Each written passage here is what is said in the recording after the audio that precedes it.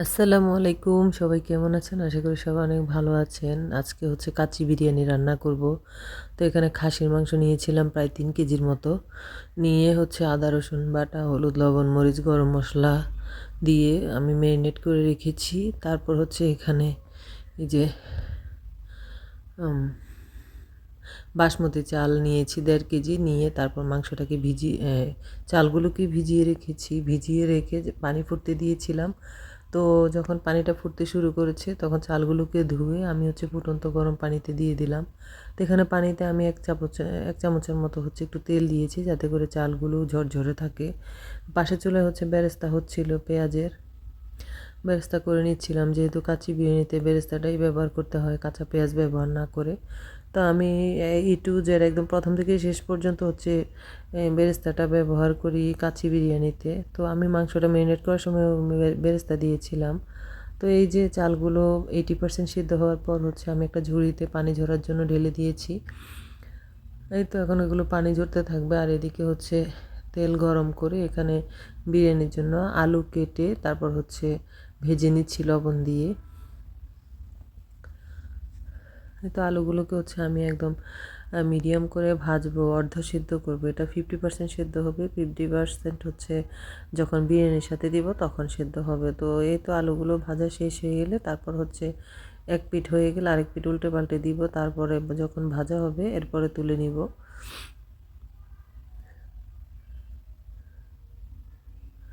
তো আলুগুলো ভাজা শেষ, এখন হচ্ছে তুলে নিচ্ছি। আর কাচ্চি বিরিয়ানি মানে হচ্ছে বাসমতি চালের কাচ্চি বিরিয়ানিটা অনেক মজা হয়। পোলার চাল দিয়েও আমি রান্না করি, তবে আমার কাছে বাসমতি বিরিয়ানিটা দেখতেও সুন্দর লাগে, খেতেও আমার কাছে ভালো লাগে। তা আমি চেষ্টা করি বাসমতি দিয়ে রান্না করার। যখন বাসমতি চাল না থাকে তখন পোলার চাল দিয়ে রান্না করি। কিন্তু কথা বলতে বলতে আলুগুলো ভাজা শেষ হয়ে গেল। এখন হচ্ছে তেলটা সরিয়ে নিয়ে এখানে পাতিল বসিয়ে দিব। পাতিলটাতে হচ্ছে ম্যারিনেট করা মাংসটা দিয়ে দিব এখন। এই তো মাংসগুলো দিয়ে দিলাম। দেওয়ার পরে হচ্ছে এখন এখানে আমি কিন্তু তেল দিইনি, তো এখন এখানে তেল দিয়ে দিব। এই যে আলু ভেজে রাখা বা বেরেস্তা করে রাখা তেলটা দিব। আর এখানে যে পাতিলে ম্যারিনেট করেছিলাম সেই পাতিলটা ধুয়ে একটু পানি দিয়ে দিলাম।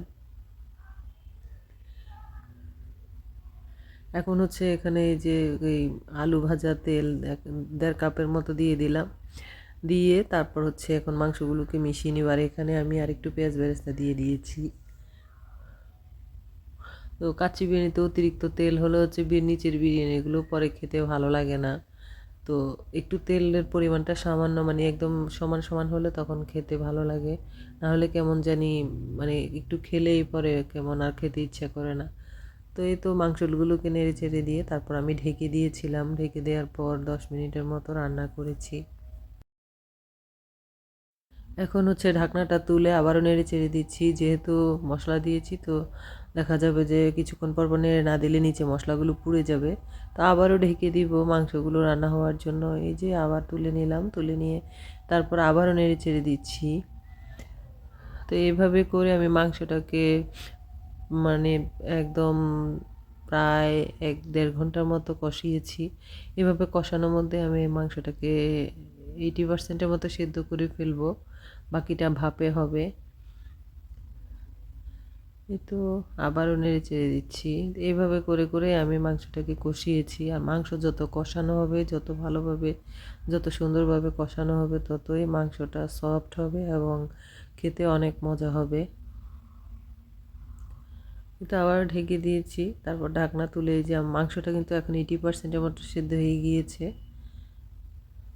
আর কালারটা দেখেন, তেল উঠে এসেছে, কালারটাও দেখে অনেক সুন্দর লাগছে, সেরকম একটা কালার হয়েছে। তো এখন হচ্ছে মাংসগুলোকে আমি এখানে কয়েকটা কাঁচামরিচ দিয়ে দিব, দিয়ে তারপর নেড়ে চেড়ে দিব। এরপর মাংসগুলোকে হচ্ছে চুলা থেকে নামিয়ে এরপর বাকি কাজটা করব।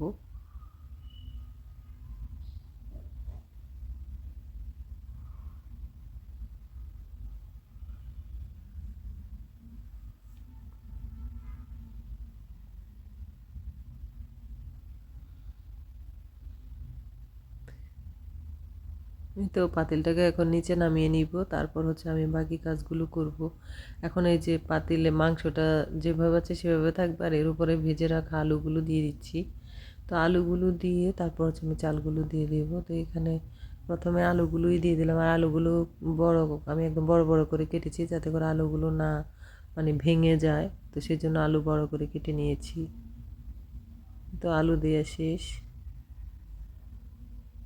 এখানে আমি কিছু বেরেস্তা দিয়ে দিলাম। তারপরে এখানে হচ্ছে আমি দুধের সাথে গোলাপ জল, কেওড়া জল, তারপর হচ্ছে ঘি এবং জাফরান দিয়ে মিশিয়ে রেখেছিলাম হালকা গরম দুধের সাথে আর কি। তো এখন এগুলো অর্ধেক দিয়ে তারপর হচ্ছে এখানে আমি বাসমতি চালগুলো দিয়ে দিলাম। তারপর এখানে কয়েকটা বেরেস্তা দিয়ে দিচ্ছি। আবারও আমি এই যে জাফরান মিশিয়ে রাখা দুধটা দিয়ে দিলাম, দিয়ে তারপরে বাকি চালগুলো দিয়ে দিব।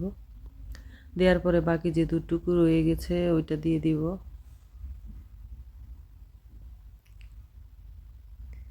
আর আমার বাচ্চাদের অনেক পছন্দ আমার হাতের এই কাচ্ছিটা, আর কাচ্ছিটা কিন্তু খেতে অনেক মজা হয়েছিল।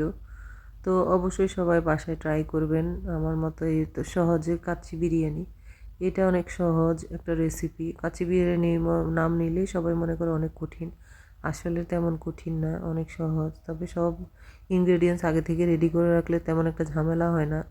ওই ইনগ্রেডিয়েন্টসগুলো গোছাতেই অনেক সময় লাগে, এই জন্য অনেকে এগুলোকে ঝামেলা ভাবে। আসলে সব যদি রেডি থাকে তাহলে কোনো ঝামেলাই হয় না। এই যে দেখতেই পাচ্ছেন আমি সব রেডি করে তারপরে একদম চুলার কাছে এসে সব রান্না করে ফেলেছি। এই যে আমার বিরিয়ানিটা কিন্তু আমি চুলায় একটা তাওয়া দিয়ে তাওয়াটা গরম করে এরপরে বসিয়ে দিয়েছিলাম। তো সেই সাথে হচ্ছে আমি প্রায় 1 ঘন্টার মতো চুলার উপরে দমে রেখেছিলাম। তারপরে এই যে আমার বিরিয়ানির ফাইনাল লুক, চেহারাটা দেখেই বুঝতে পারছেন। তো আমি হাতে টিপে তারপর দেখে নিচ্ছিলাম যে চালগুলো ভালোভাবে সেদ্ধ হয়েছে কিনা। একদম পারফেক্টভাবে সেদ্ধ হয়ে গিয়েছে। তারপরে হচ্ছে এখন আমি একটু উল্টে দেখাচ্ছি আপনাদেরকে যে আমার বিরিয়ানিটা কেমন হলো। যে দেখেই বুঝতে পারছেন ধোঁয়া উঠছে, তার মানে চালগুলো ভালোভাবে সেদ্ধ হয়েছে, একদম গরম হয়ে গিয়েছে, যেহেতু চালগুলো আমি অনেক আগে ঢেলে রেখেছিলাম। এই তো আমি এখন উল্টে দেখাচ্ছি আপনাদেরকে। কালারটাও অনেক সুন্দর হয়েছে মাশাআল্লাহ। তো আপনারা সবাই অবশ্যই বাসায় ট্রাই করবেন। এখন হচ্ছে সবাইকে আমি খাওয়ার জন্য টেবিলে পরিবেশন করে দিব। তো আমার রেসিপিটা আপনাদের কাছে কেমন লাগলো সব অবশ্যই কমেন্ট করে জানাবেন। আর যদি কারো কোনো কমেন্ট থাকে, প্রশ্ন থাকে, আমাকে কমেন্টে জানাবেন। মাংসটা কিন্তু একদম সফট হয়ে গিয়েছিল, এই যে মাংস। এখন হচ্ছে আমার বাচ্চাদেরকে, বাসার সবাইকে আমি খাওয়ার জন্য টেবিলে পরিবেশন করে দিব। তো আমি কিন্তু সালাদ কেটে নিয়েছিলাম, টমেটো শসা দিয়ে একটা সালাদ করেছিলাম। এই যে প্লেটে প্লেটে বেড়ে নিয়েছি, সবাই খাচ্ছে, অলরেডি শুরু করে দিয়েছে সবাই খাওয়া। এই তো আজকের মতো এখানে বিদায় নিচ্ছি। সবাই ভালো থাকবেন, আল্লাহ হাফেজ।